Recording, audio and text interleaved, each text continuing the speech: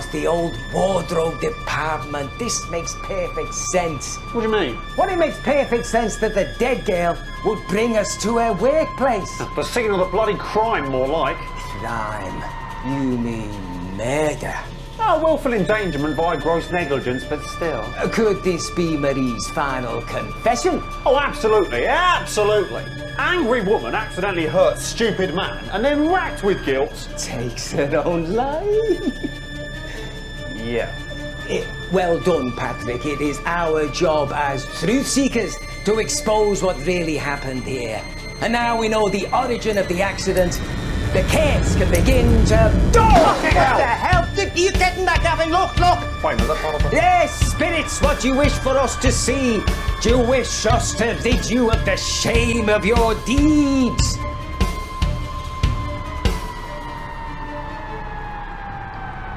Right. What do you make of that? Looks like a lot of paperwork from Bannon Productions. Invoices, receipts.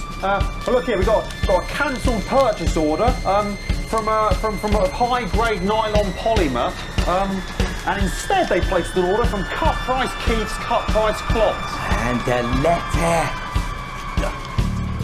Marie, regard your correspondence at the Forth. How often your budget is slashed and why is none of your concern. Nor is it your place to make safety recommendations. Kindly stop squawking and do your goddamn job. Do not force me to seriously regret keeping you on yours no longer, Graham T. Bannon. Let me see that. We hear you, spirits. Okay, look, we're on your side. We meant no harm. Sorry. Let's get back to Dr. Ahmed. We can regroup before we start to investigate the fire that ravaged this place. While we do that, we'll show you some never-before-seen documentary footage. Yes, it was originally ordered cancelled out of respect and was partly damaged in the big fire. That's right. We'll see you back in just a moment on Live and Spooky. Right.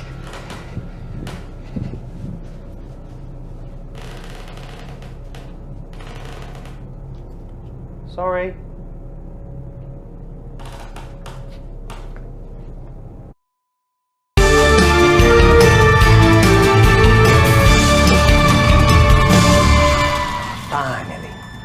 We come to the prop store where many of the rumours around the accident first started. At the time, it was run by a Sergeant Cedric Sloan, a man who was dishonourably discharged for assaulting an officer, a man who was known to have a problem with authority, a man for whom many questioned why he was hired on this production in the first place.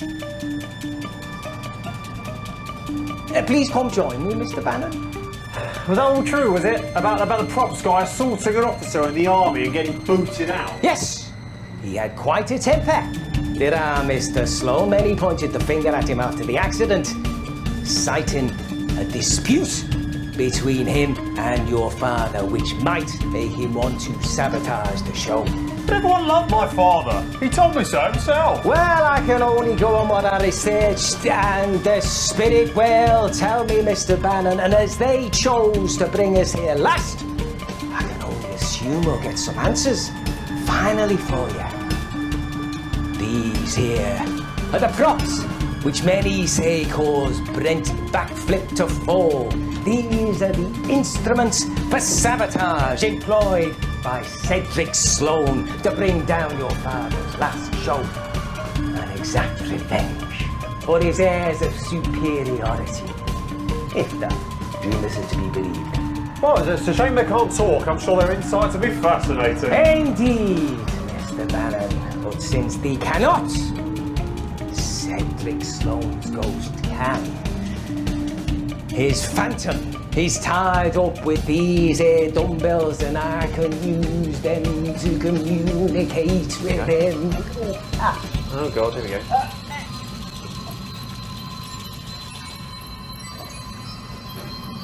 Is that you, Graham? Is that you? No, it's Patrick, isn't it? You know that, Wayne? My name's not Wayne. The name is Cedric Sloan. And if you're not Graham, then you're his fucking doppelganger. I've often been told I share his devilish good looks. Yeah, he's weasel face more like. Graham was a fucking snake. I bet you would have fucking said, didn't you? It's hardly fair. Oh, really? Well, you did know he made everyone do his work for him, didn't you? Me, Marie, Brent, the list goes on. You fucking on. Made his hat and build that for me. Won't do it with it, that'll work, but do it anyway. I'm glad his fucking production failed, if only to see the look on his face when he found out! Yeah. Okay. Look, I've got some questions for you, Mr. Sloan. Was it your fault that the production failed? Did you switch out the real dumbbells for the prop dumbbells? Is it your fault that Brent backflip broke his legs? Yeah, I wish. More fool me, I thought. If I put my head down, got on with my job, got through the production, I might actually go on and do something actually worthwhile. But no! Little did I know Graham fucking Bannon and his cut fucking show would drag every single one of us down with him. Fucking pathetic. Well, fuck you, Graham Bannon. Fuck you with my last breath! Please wait, you twat. Oh. I'm sorry there, Mr. Bannon. Sometimes when spirits try and communicate, I have to let them talk through me, you know. Yeah, sure, right. It was incredibly impressive, yeah.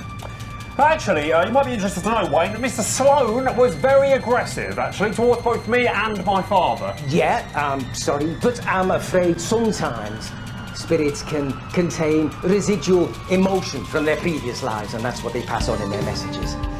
But at least we discovered something very important. Did we? What was that? Well, that Cedric Sloan didn't cause the accident. Why? Because he spoke through you and said that he didn't. I mean, he could be lying. No! Ghosts don't tend to lie, Mr. Bannon. They have no need once they've passed on. And even if we were worried about that, these dumbbells definitely haven't been tampered with. That wouldn't interfere with the stuntman scene, which means someone else caused the accident. So I suppose they are a bit light to do any real damage. Yeah, what we need to do now is focus on the cause of the fire. But first, we have unearthed some never-before-seen footage filmed by a crew documenting the making of your father's final show. Yeah, Dad said it was always too damaged to be of any use, so better it never saw the light of day. Tonight, on Live and Spooky, we get to make that judgment for ourselves. Let's watch.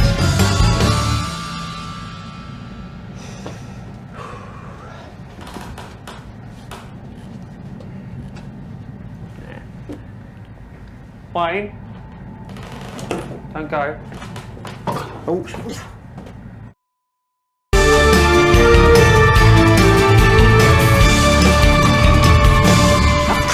Of course, the spirit would lead us here, the scene of the accident. This is where he wants us to find something. Perhaps the spirit is the unfortunate Brent himself. That's probably a bit unlikely, mate. He lives near me. I saw him on Thursday. I'm pretty sure he was buying a shitload of toilet roll and a jazz mag. Ah, yes, well, the fall wasn't fatal. Only to his career. The inebriated idiot never worked again. Serves him right. Well, this is where the stunt failed, isn't it, Patrick? Yes. He was supposed to be scaling that building when he fell and broke both his legs. I'm sensing that, yes. I'm getting a bit of tibia over here and a bit of fibula over there and, yes, patella. I know you're there. Okay. Right, Wayne, what are we doing here? Well, this is our final stop, so it must mean something. There's normally something they want us to find, Patrick, okay? Something will answer our questions. Have a look, Patrick.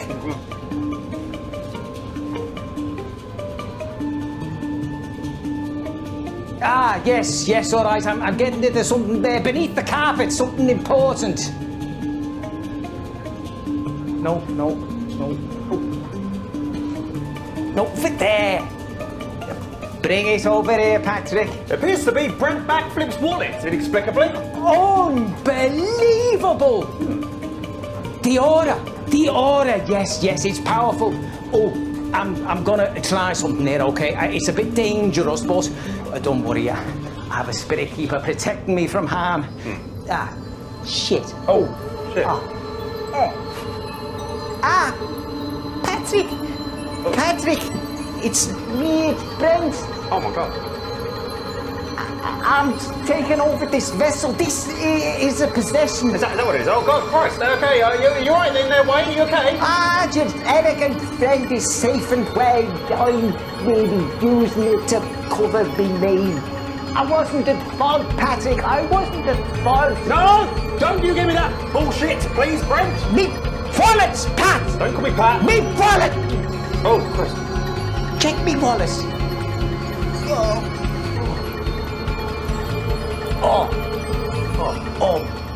What happened there? What did he say? Not sure. Very confusing. It was very strange. He spoke in an accent I didn't recognise at all. Yeah, but that can happen. Right, yeah. He said something about the wallet. Check the wallet. What devilish things could such a rogue keep hidden there? Right. Looks to me like a 10-year sobriety chip. Letter to his loving mother, half finished. Photograph, lots of very attractive men, all looking happy together. Newspaper clipping, local man champions safety at work. But what could it all mean? Well, if you ask me, sounds like we were wrong about Brent. Terribly wrong. So what caused the accident then? Well, I don't know. I didn't bring us here. Seems like we may have hit a dead end there, Patrick. The energy in this space is one of frustration. Perhaps just another unsolved mystery. Damn this curse! Yeah, well, I'm sure we'll have more luck with our next mystery, but first, we'd like to show the viewers at home a clip from a never-before-aired documentary. Because my father originally ordered it cancelled, out of respect. The footage was itself damaged in the fire. The very fire we'll be investigating in just a minute. So, here it is. Roll the tape. Yeah, you can give that back to the props department.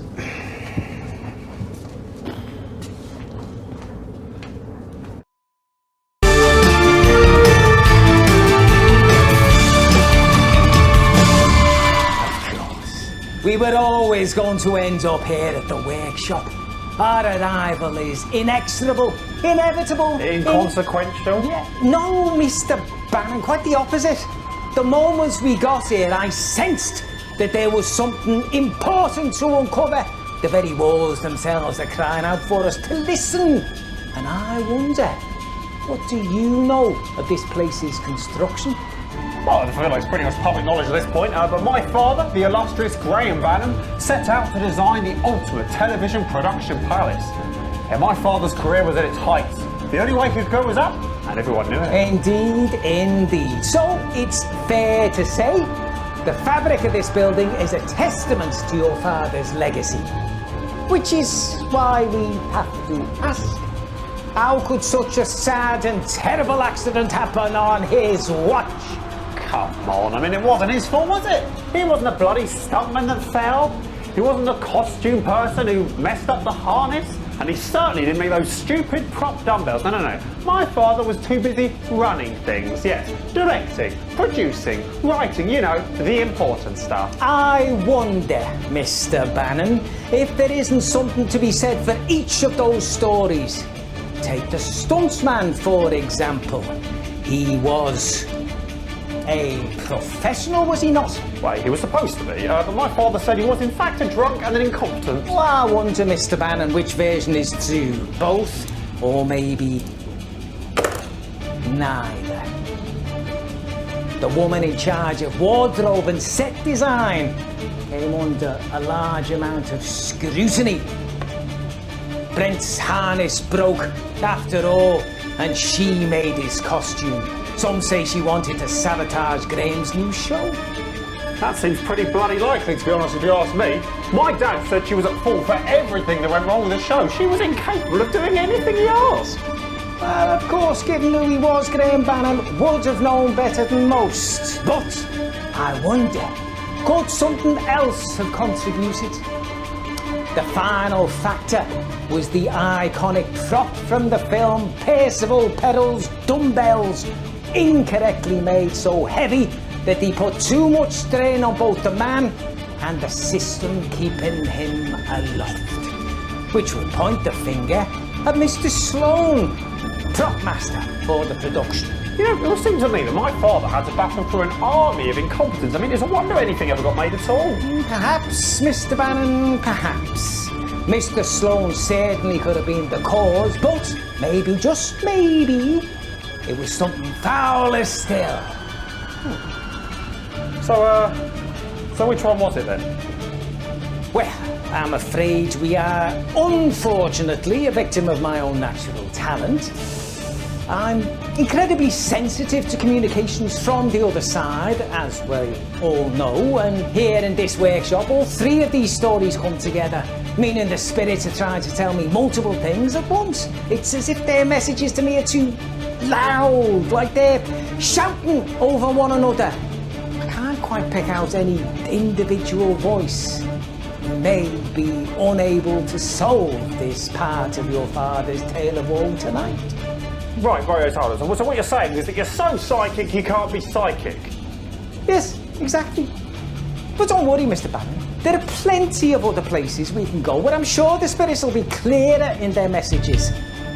We have a great deal to explore at the haunted Bannon soundstage to uncover the real story of what led to the creation now known as his cursed show. But before then, we've uncovered some previously lost footage, a documentary capturing the filming of Dying is Another Man's Job. Yes, it was originally damaged in the fire, so never made it to air. Indeed, Mr. Bannon, indeed, but believe me, it is most enlightening. Let's roll that. Holly! Holly, where's my medicine spray? Holly!